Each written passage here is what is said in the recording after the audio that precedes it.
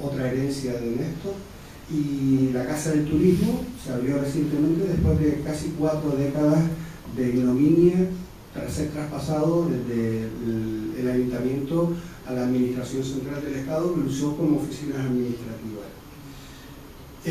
La sociedad civil fue la que puso en marcha aquellos proyectos y la que hizo posible el desarrollo turístico después de la guerra civil y la guerra mundial.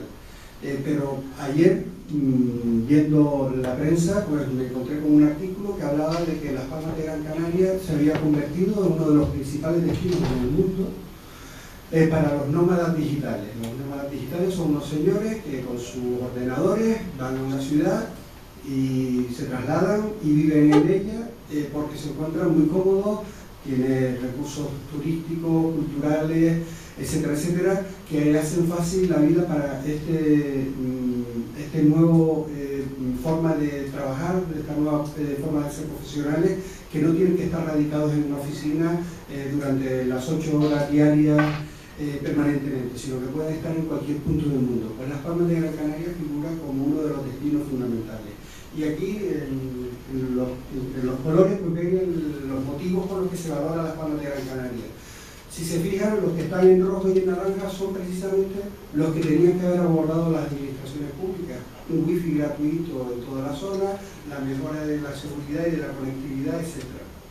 No sé si se verá bien, pero yo les garantizo que el resto, clima, seguridad, tolerancia, etcétera, etcétera, son rankings que son propios de una sociedad desarrollada como la nuestra.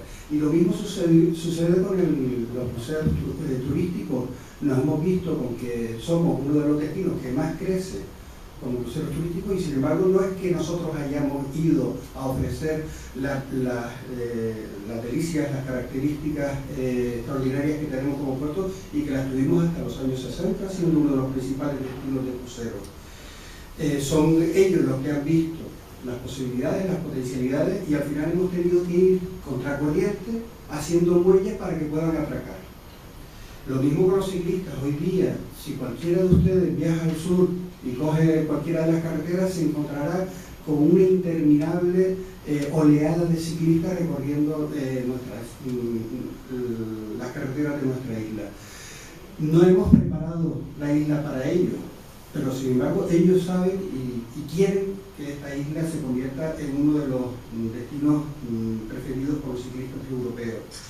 Y otro ejemplo claro es nuestra conversión como uno de los principales destinos en el mundo del turismo LGTB. No ha sido la administración quien ha impulsado eso, han sido los propios empresarios los que han puesto en marcha la reconversión y tematización de un centro comercial que estaba obsoleto, que no tenía futuro, como es el Jumbo, y lo han convertido en uno de los lugares más reconocidos del planeta. Hablar de turismo es hablar de la marca.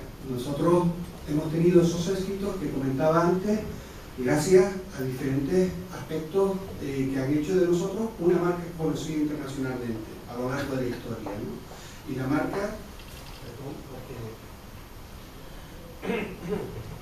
la marca es algo inmaterial, indivisible, y le aporta valor añadido al producto, al objeto, al servicio, ¿no? Y se encuentra en el mercado, en el cerebro y en los corazones. Es una cosa intangible, pero se diferencia de ello del producto, porque el producto sí es tangible, tiene su precio y tiene sus prestaciones.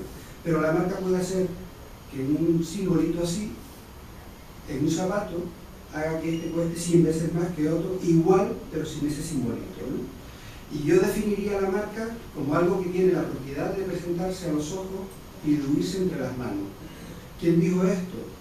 Pues lo dijo José Viera y Clavito, uno de los fundadores de esta Real Sociedad Económica de Amigos del País en el siglo XVIII.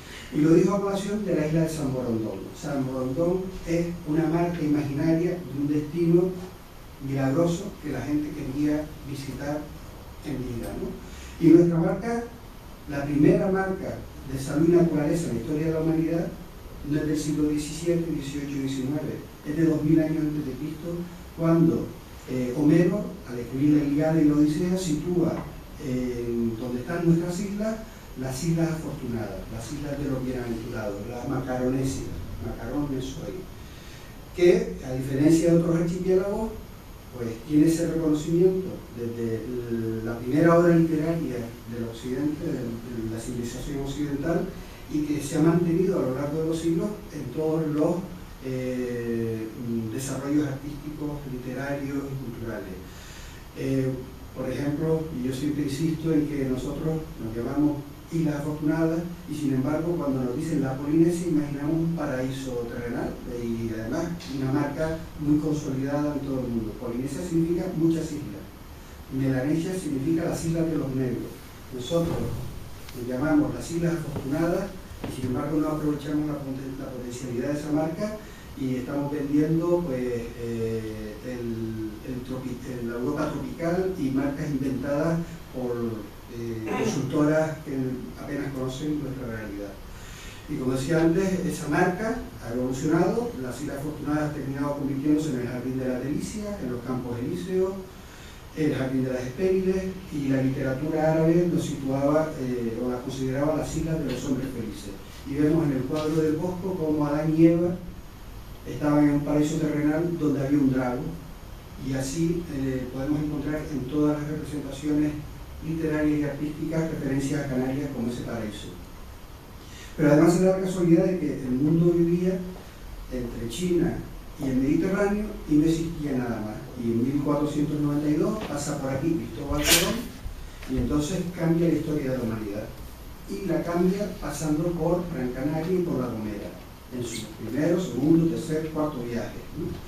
Pero no solo él, sino que además a continuación todos los grandes navegantes, todos los descubridores pasaron por nuestras islas. Aquí pueden ver, apreciar las rutas que había, que no solo era de hombres, de descubridores, de ejércitos y de tropas, sino que también era el retorno de cultura, de productos y de especies en las que Canarias tiene un papel muy relevante, ¿no? Y pasamos del siglo XV al siglo XVII. Y tenemos aquí al autor de la primera guía de Gran Canaria, don Pedro Agustín del Castillo. Escribe un libro que regala al que era el responsable de la audiencia, en el que recoge todas las características geográficas, culturales, históricas, e incluso elabora una serie de mapas para recorrer y conocer la isla. La familia del Castillo tiene una relación importantísima a lo largo de nuestra historia con la actividad turística, que ya la veremos a lo largo de esta pequeña conferencia. Pero ya lo vemos que está en los propios inicios del conocimiento turístico de la isla.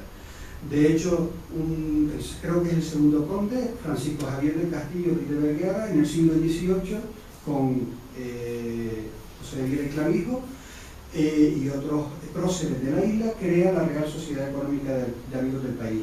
Y resulta que Aguirre Clavijo es el primer gran viajero español en la Europa de ese siglo, el que conoce a Robespierre, el que conoce a los grandes ilustrados en la Revolución Francesa, el que conoce también a los emperadores austrohúngaros, y además él y Bettencourt, el ingeniero tinerfeño que trabajó con el zar de Rusia, son los primeros que hacen volar globos en España, con esa vocación de la necesidad de conocer distintas formas de navegación y de viajar.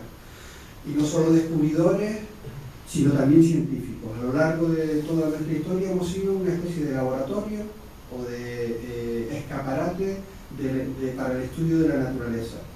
Un estudio de la naturaleza que ha traído aquí, pues, entre Vernon, Humboldt e incluso Darwin, que no pudo desembarcar en las islas porque su barco fue declarado en cuarentena, pero que si no hubiera sido por esa cuarentena, probablemente la teoría de la evolución no se hubiera escrito en la Galápagos, sino en las Islas Canarias, ¿no? Y eso hasta nuestros días, con números especiales escritos en la revista National Geographic en el siglo pasado, dedicados a Canarias. Y volvemos a la familia del Castillo. En el siglo XIX, Leonor del Castillo hizo las primeras alfombras de flores en el barrio de Vegueta. Lo que pasa es que se casó con un tinerfeño, se fue a la Orotava, y ahora resulta que la Orotava es la madre de las alfombras de flores, que tiene un atractivo turístico extraordinario, ¿no? Pero en ese siglo, en 1845,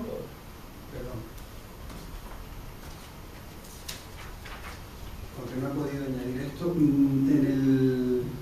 En 1776 se constituye la Real Sociedad Económica de Amigos del País, como dije antes, ¿no?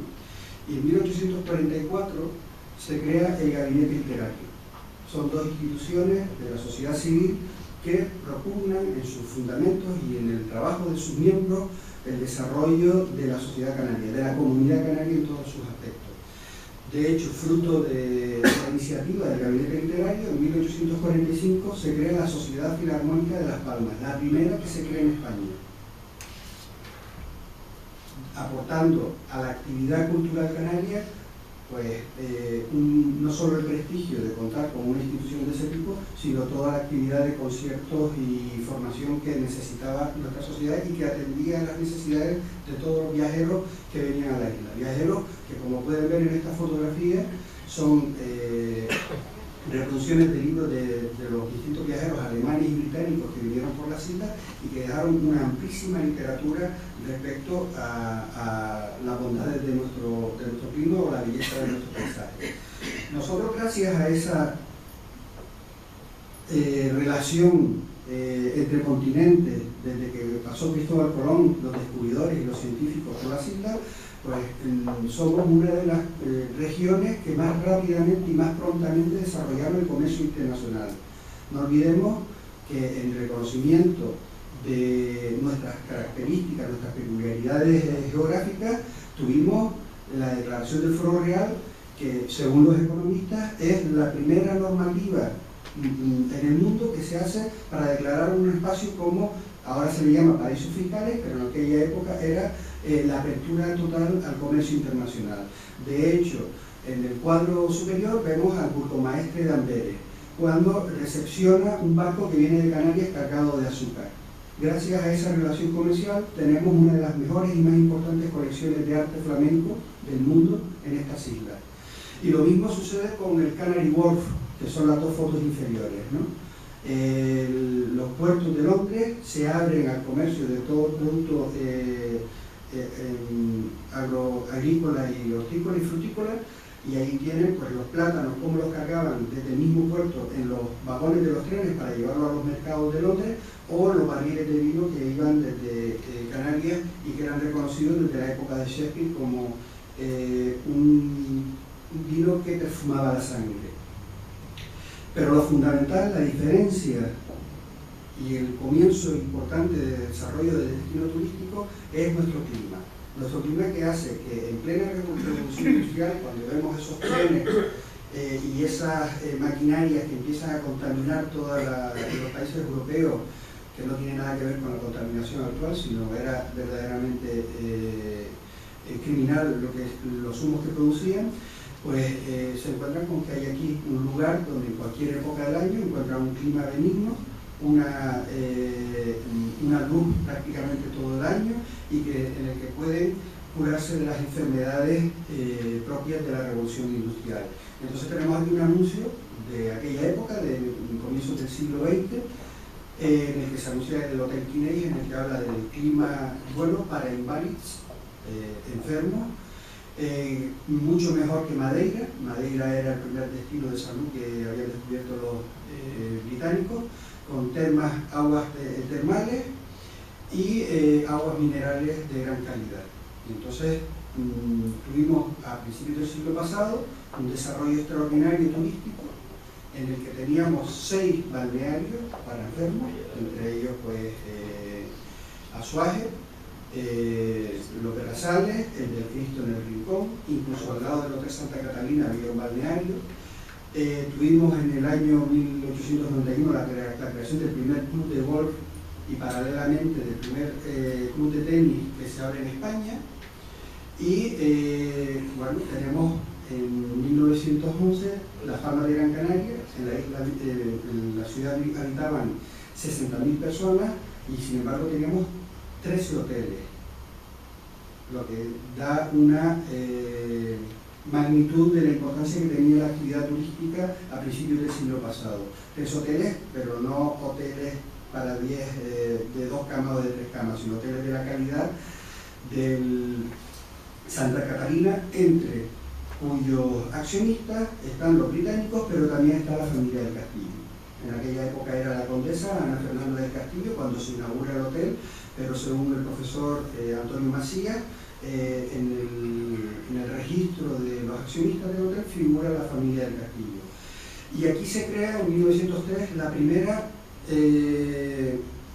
institución pública relacionada con el turismo, la Comisión Regia Nacional del Turismo, que la crea el reinado de Alfonso XII. En aquella época ya teníamos hasta rutas turísticas que le llamaban la Vuelta al Mundo.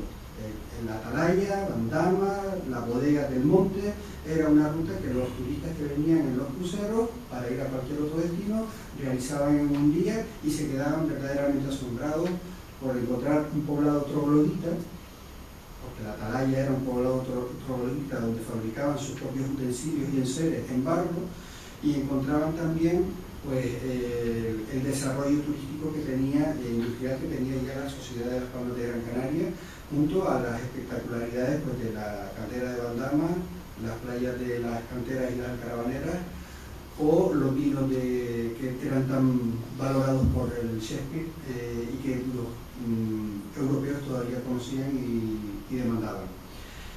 Pasamos al año 1910, que es cuando aparece la revista Canarias Turista. No es la primera que se publica en España, porque paralelamente el mismo año aparece la revista SAF, que es la Sociedad de Atracción de Forasteros de Barcelona, que es la primera entidad que se crea en España para promocionar turísticamente un destino.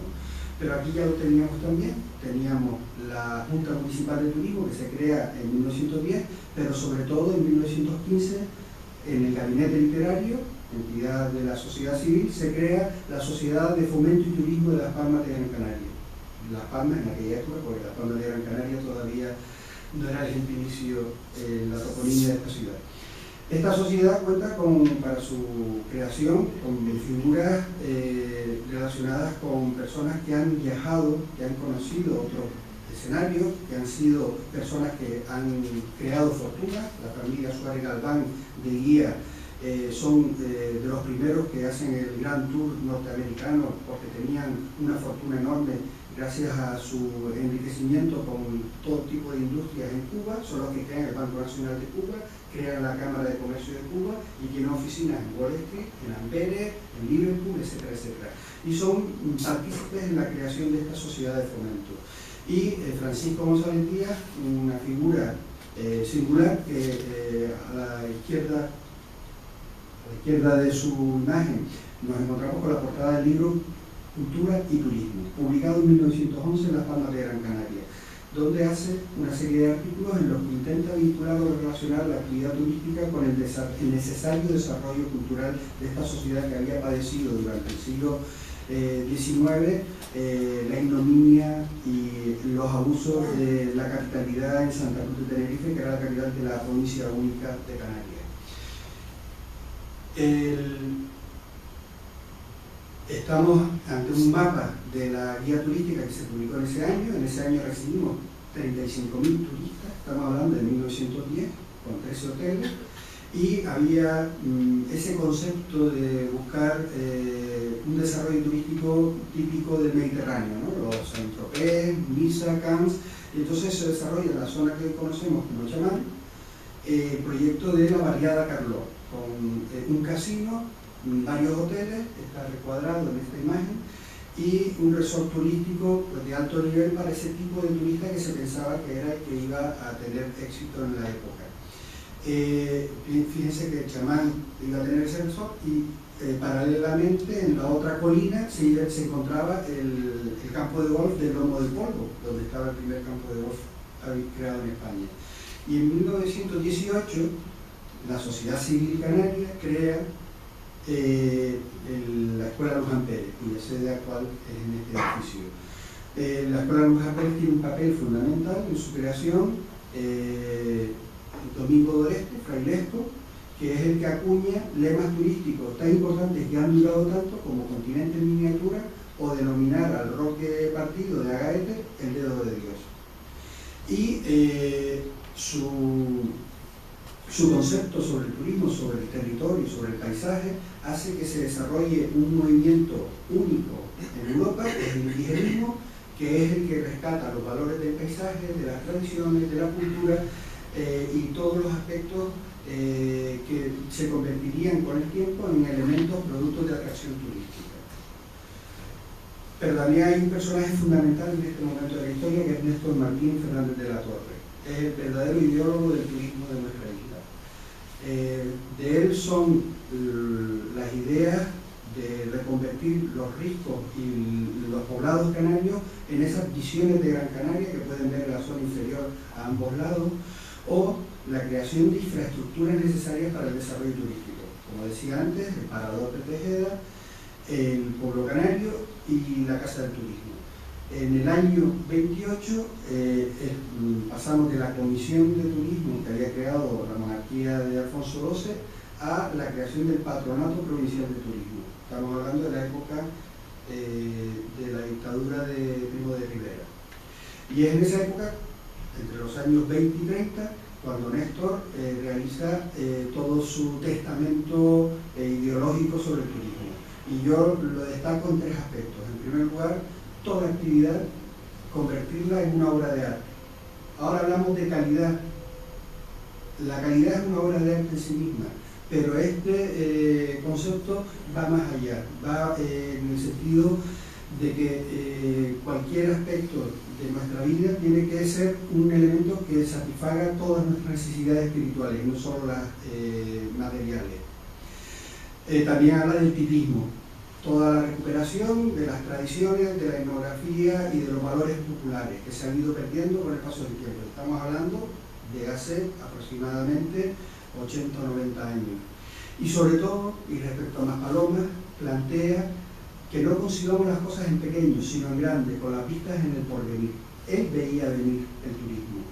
En aquella época a Gran Canaria llegaban un par de cruceros a la semana y un hidroavión a la semana con 20 pasajeros.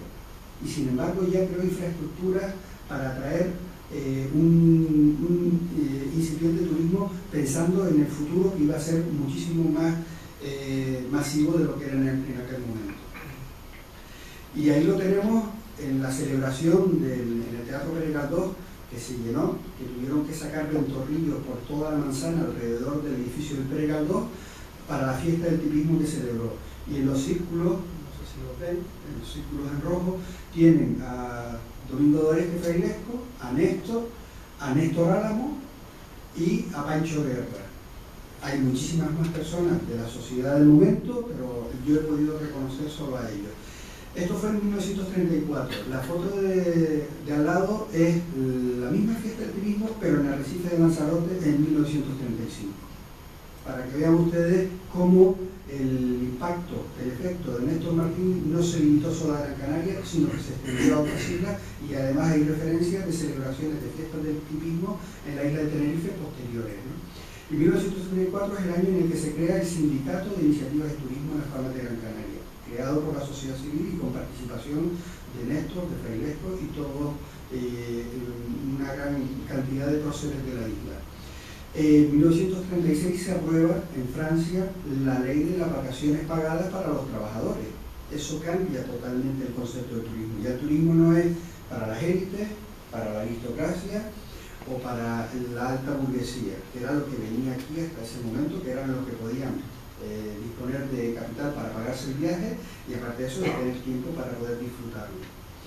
Y en 1938, ya en plena guerra civil, el gobierno franquista crea la Dirección General de Turismo dentro del Ministerio de Gobernación y al año siguiente la traslada al Ministerio del Interior.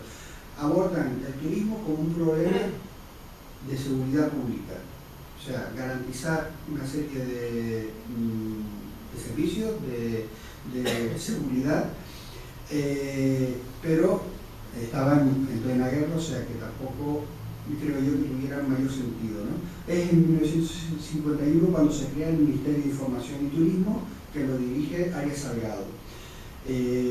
Duró 10 años, o 11 años, fue sustituido por Fraga en 1962 y fue destituido porque fue el que un congreso europeo en el que ya se iba a abordar la Unión Europea, pues él fue el que lo calificó como el contubernio de Múnich.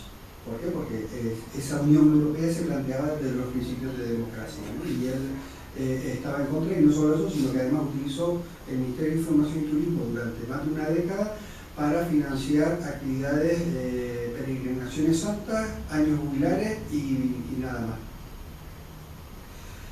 Pero en esa época, aquí en Gran Canaria, se había desarrollado la semilla que había sembrado Néstor Martín Fernández. Tenemos entre 1945 y 1969 la publicación de la revista Isla por el Centro de Iniciativas de Turismo. A Néstor Álamo le encargan la creación de la Casa de Colón, que es hoy día el sitio de referencia por el que más preguntan los turistas cuando llegan a Las Palmas. Se crea el Jardín Canario, se crea la romería del Pino con un carácter de desarrollo del tipismo para atraer, para fomentar la atracción turística. Y hay otra revista también interesante, de la que se habla muy poco, que es Mujeres en la Isla, que dura más de una década, y en la cual hay artículos relacionados con el turismo, con los principios morales y éticos, o sea que estábamos bastante mucho más informados e interesados en el turismo que en otros lugares, ¿no?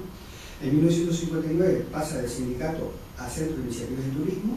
Aquí tenemos la fotografía del acto constituyente en el que todos los altos cargos de las administraciones en Canarias, el gobernador civil, Abundaño Porrúa, etcétera, etcétera. Esto no es la inauguración, esto es una de las reuniones de la constitución de una directiva. Pero todas esas reuniones tenían el máximo rango oficial. Eran las instituciones que veían que la sociedad civil aportaba iniciativas, proyectos y además ponía en marcha los elementos promocionales que no habían desarrollado las propias administraciones. La revista Isla, por ejemplo, fue una iniciativa del Centro promocional del Centro de Iniciativas de Turismo que se autofinanciaba.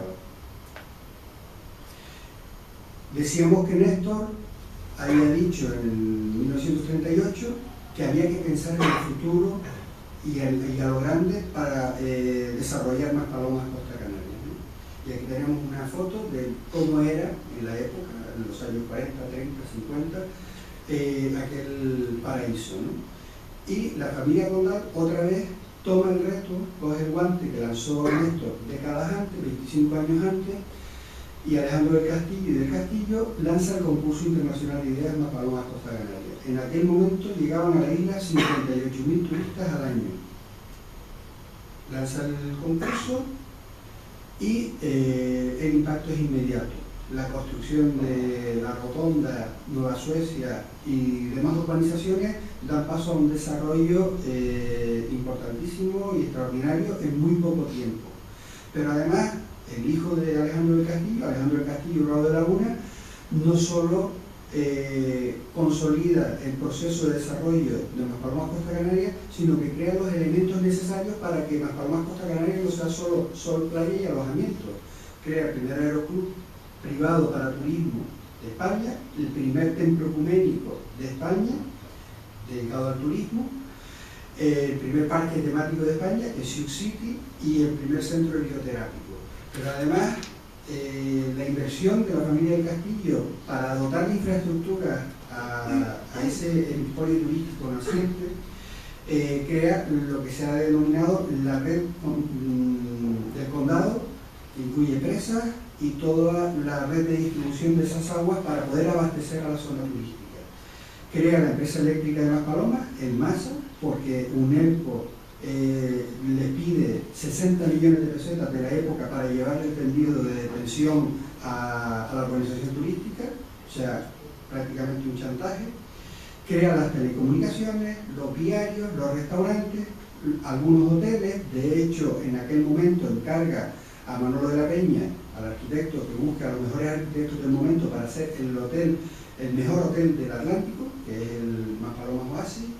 Crea los viveros, el viario, todo eso con los fondos que iba consiguiendo la familia Condal de la venta de parcelas, de terrenos y la construcción de apartamentos. Fíjense que el desarrollo fundamental, y por eso ahora tenemos y somos uno de los principales destinos europeos en oferta extrahotelera, permite que la renta que se obtiene del turismo se extienda a muchísima gente. A diferencia del modelo de Tenerife, donde prácticamente son grandes cadenas o inversores foráneos los que desarrollan el sur de la isla de Tenerife, aquí se desarrolla en un primer momento con la industria de la oferta extrahotelera, que son gente que pone una cantidad y prácticamente con el alquiler de esos apartamentos van amortizando la inversión y al final se quedan con un inmovilizado que ha permitido que muchísimas familias hayan podido tener beneficios de la actividad turística en la isla. Crean el primer campo de golf de 36 hoyos, crean o apoyan o financian la celebración del Festival de Ópera de Las Palmas, uno de los más antiguos del archipiélago, y en los años 60, como decía antes, Manuel Ferreira Ibarne asume el Ministerio de Información y Turismo y se produce el mayor boom de desarrollo normativo, legislativo y de creación de organismos y empresas turísticas públicas de nuestra historia, ¿no? Se crean los decretos de todo tipo que afectan a todas las actividades, agencias de viajes, camping, todo ello está ya regulado. Se crea el Instituto de Estudios Turísticos, su Secretaría de Turismo, se declara Canarias como zona de interés turístico para poder facilitar inversiones con autorización de hasta el 100% de capital extranjero en el desarrollo de proyectos turísticos. Y en el año 66 se crea la Feria del Atlántico, tenía que haberse creado en Tenerife, pero el boom del empuje económico de Gran Canaria era tal que hizo que sí o sí se desarrollara en las Palmas de Gran Canaria esa feria, y al año siguiente, en 1967, se celebra la primera Expo Tour que se celebra en España, la Feria de Turismo, la primera que celebra el Estado español y que es 20 años antes de la creación de FITUR, el gran exponente del potencial turístico de nuestro país. Maspalomas se ha convertido en la primera gran ciudad turística de España. Es el primer destino en el mundo para los turistas nórdicos. Es el primer destino europeo de turismo LGTB. El primer destino europeo de invierno, el primer destino por repetición del mundo. O sea, aquí los turistas no vienen una vez al año, sino que vienen varias veces al año, en gran cantidad. Y como decía antes, tiene la mayor oferta extrahotelera. Aquí tenemos a los dos Alejandros del Castillo en la celebración del 50 aniversario de Maspalomas Costa Canaria, que tuvo lugar en 2012. Pero ese impulso que la sociedad civil, la familia, las entidades declaran al turismo no pasa desapercibido. Existe en Gran Canaria y con gran tradición y arraigo el Skal Club, que en el año 1963 celebra el Congreso Internacional de los Skal Club en Gran Canaria. Imagínense en 1963 que venían 243.000 turistas al año, los recursos, los equipamientos que había en esa época para poder atender en una misma semana a 1.000 personas. Hubo escalegas, socios de los Skal Club, a los que hubo que alojar en las casas de amigos y de particulares, porque no había la infraestructura necesaria. Y la promoción, pues ya ven los anuncios, ahí tenemos a Manuel de Garra Padín, que era el presidente del Skal Club de Gran Canaria en aquella época, y fue pues, otro espaldarazo, como lo fue el concurso internacional de ideas de Maspalomas Costa Canaria. La familia del Castillo también se preocupa por la promoción del turismo en Gran Canaria, pero no solo en Gran Canaria, sino en todas las islas, y lanza la revista Costa Canaria, una revista muy lujosa, de gran calidad, dirigida por Carlos Irizarry, y que se publica durante 12 años entre 1965 y 77. Y tiene lugar en Las Palmas de Gran Canaria la celebración del Congreso Mundial de las Agencias de Viajes Europeas y Americanas. Y se crea en esta reunión que se celebra en Gran Canaria la FUAP, en anglosajón la UFTA, que es la unión de todas las agencias de viajes y que es la que regula las relaciones entre las agencias de viajes en todo el mundo actualmente. El señor que está en la parte superior es el ministro de Economía alemán, que lanza una ley, la ley Strauss, Joseph Strauss se llama, que permite que los beneficios de las clases medias y de las empresas alemanas puedan invertirse en el extranjero en países subdesarrollados, porque el boom del crecimiento económico alemán tras la guerra y tras el plan Marshall de inversiones en Europa provoca pues un excedente de capital en la mayoría de los países, pero sobre todo en Alemania, que hace posible esa norma, no más que posible, necesaria. Pues las Islas Canarias, España, es uno de esos países subdesarrollados donde se puede invertir. Y fruto de esas inversiones, pues tenemos el fondo de inversiones GEAFON, que compró Corralejo y la Isla de Lobos, o el grupo de inversor IFA, que también se aprovechó de esa ley para poder invertir en Canarias.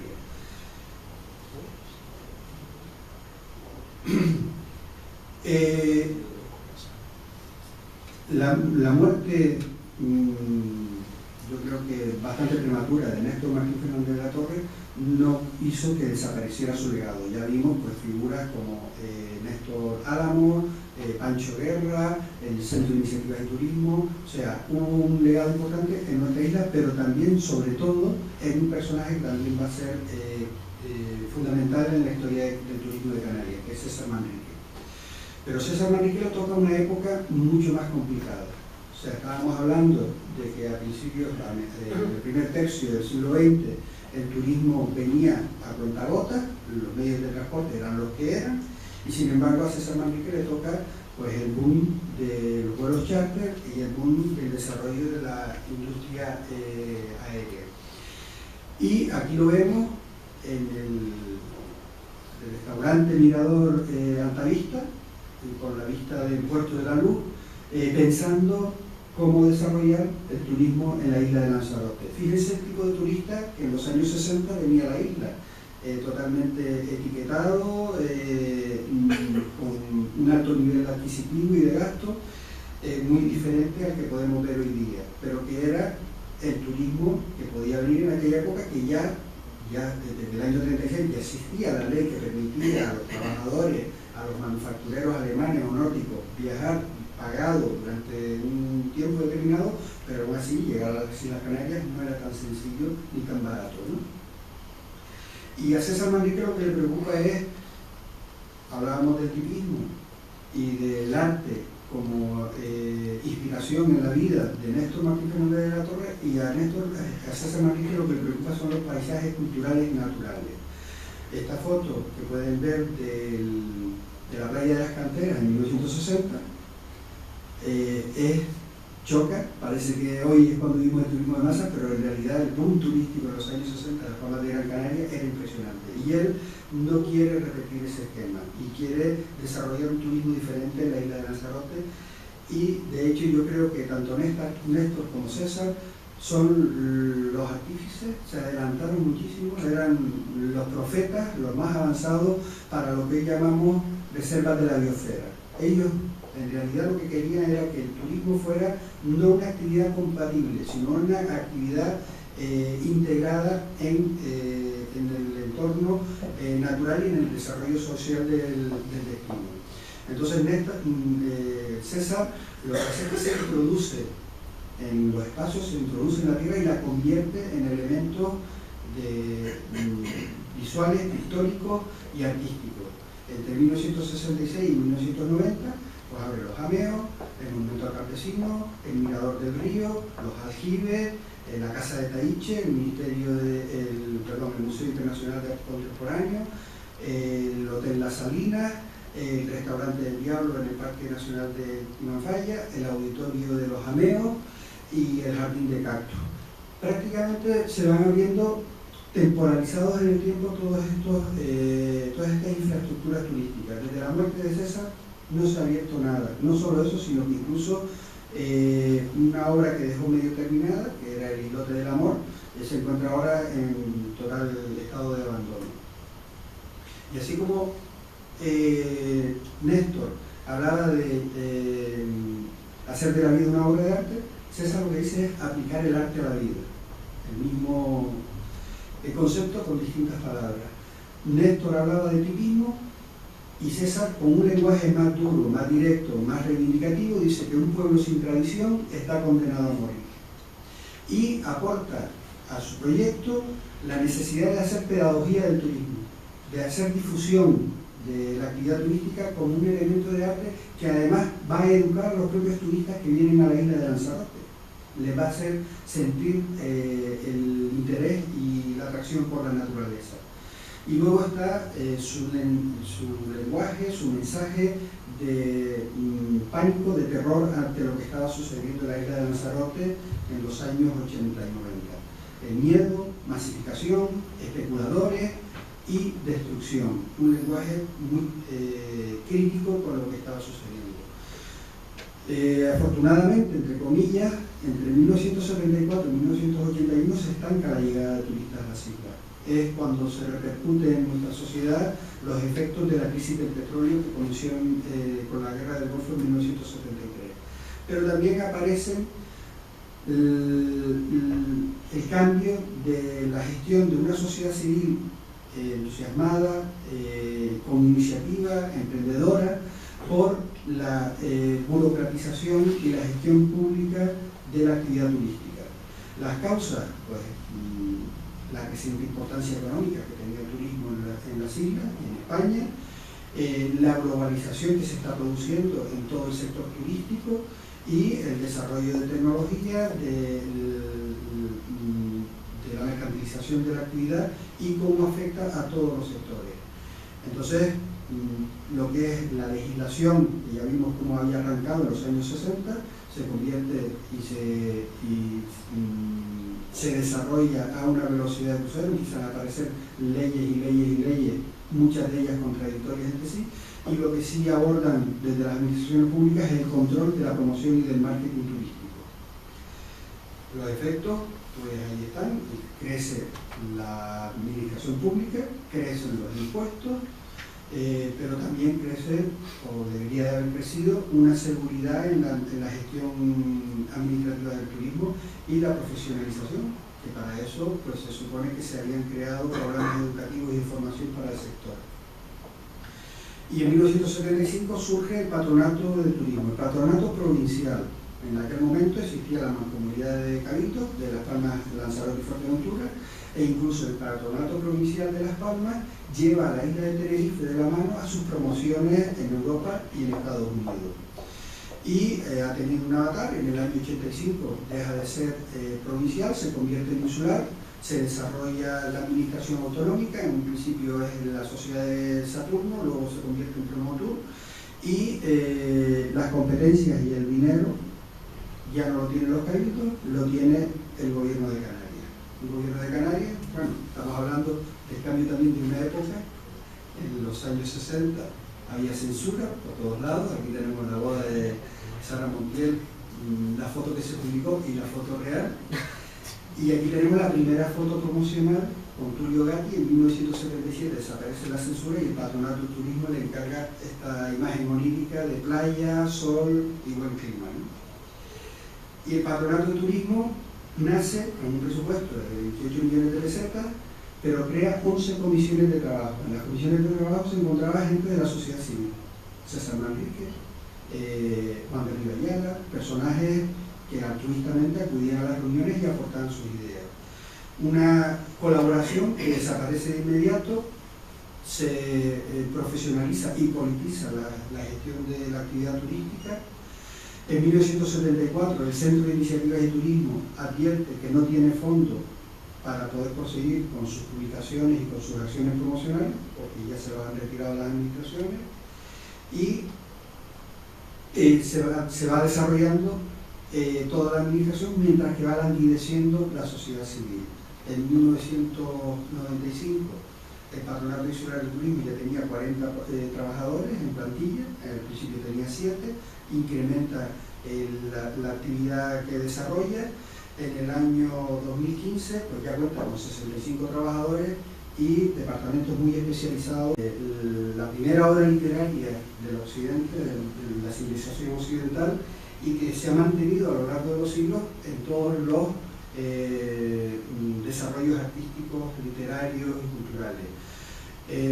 Por ejemplo, yo siempre insisto en que nosotros nos llamamos Islas Afortunadas y sin embargo cuando nos dicen la Polinesia imaginamos un paraíso terrenal y además una marca muy consolidada en todo el mundo. Polinesia significa muchas islas, Melanesia significa las islas de los negros.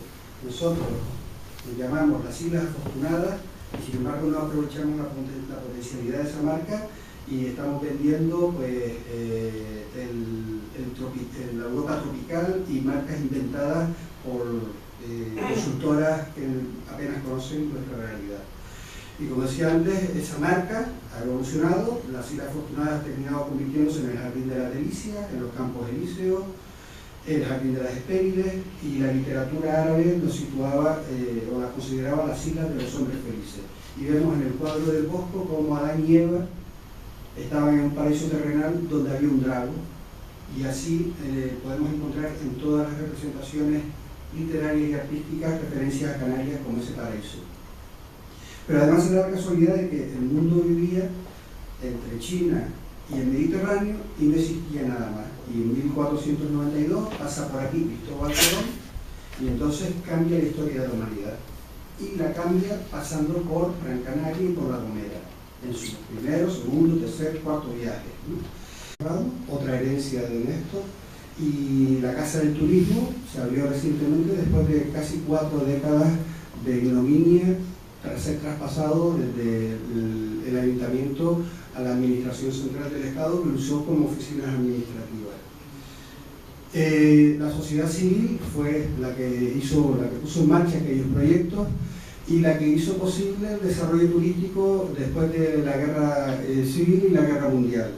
Pero ayer, viendo la prensa, pues me encontré con un artículo que hablaba de que Las Palmas de Gran Canaria se había convertido en uno de los principales destinos en el mundo para los nómadas digitales. Los nómadas digitales son unos señores que con sus ordenadores van a una ciudad y se trasladan y viven en ella porque se encuentran muy cómodos, tienen recursos turísticos, culturales, etcétera, etcétera, que hacen fácil la vida para este nuevo forma de trabajar, esta nueva forma de ser profesionales, que no tienen que estar radicados en una oficina durante las 8 horas diarias permanentemente, sino que pueden estar en cualquier punto del mundo. Pues Las Palmas de Gran Canaria figura como uno de los destinos fundamentales.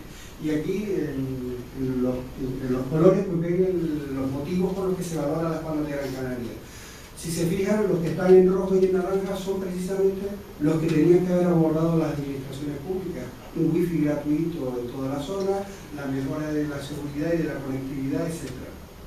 No sé si se verá bien, pero yo les garantizo que el resto, pero no solo él, sino que además a continuación todos los grandes navegantes, todos los descubridores pasaron por nuestras islas. Aquí pueden ver, apreciar las rutas que había, que no solo era de hombres, de descubridores, de ejércitos y de tropas, sino que también era el retorno de cultura, de productos y de especies en las que Canarias tiene un papel muy relevante, ¿no? Y pasamos del siglo XV al siglo XVII. Tenemos aquí al autor de la primera guía de Gran Canaria, don Pedro Agustín del Castillo. Escribe un libro que regala al que era el responsable de la audiencia, en el que recoge todas las características geográficas, culturales, históricas, e incluso elabora una serie de mapas para recorrer y conocer la isla. La familia del Castillo tiene una relación importantísima a lo largo de nuestra historia con la actividad turística, que ya la veremos a lo largo de esta pequeña conferencia.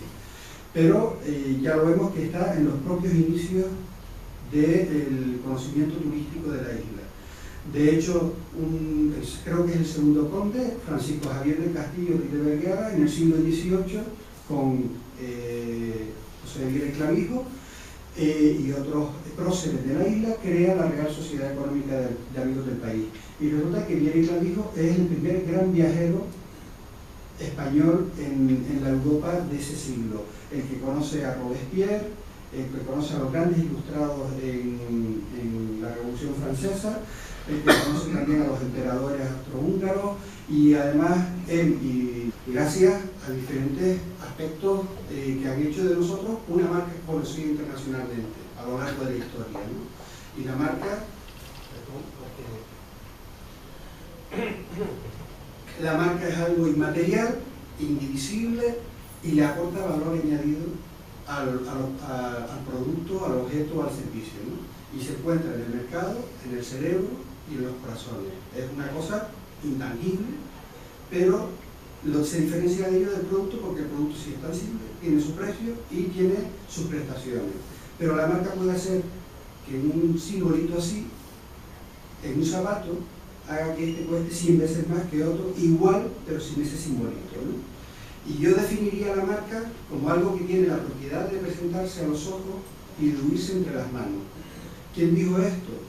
Pues lo dijo José Viera y Clavito, uno de los fundadores de esta Real Sociedad Económica de Amigos del País en el siglo XVIII.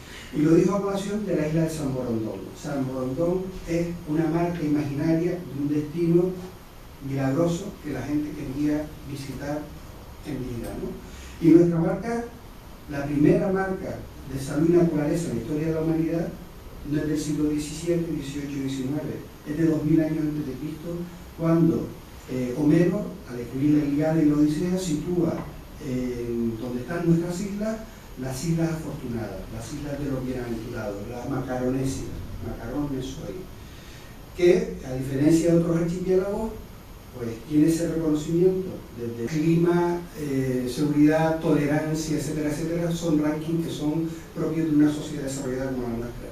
Y lo mismo sucede con los museos turísticos.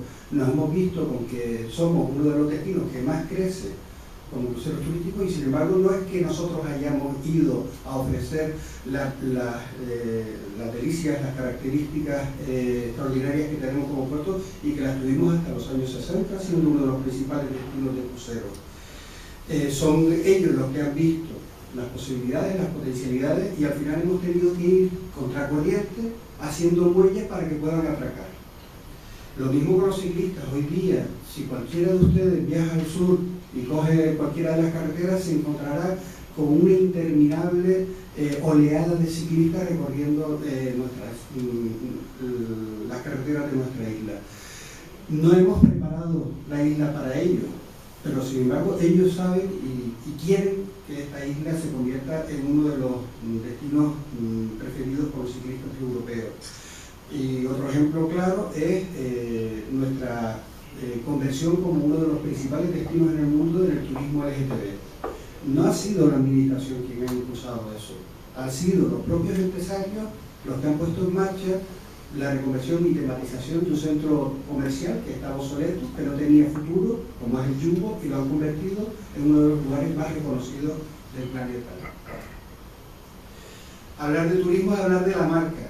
Nosotros hemos tenido esos éxitos que comentaba antes,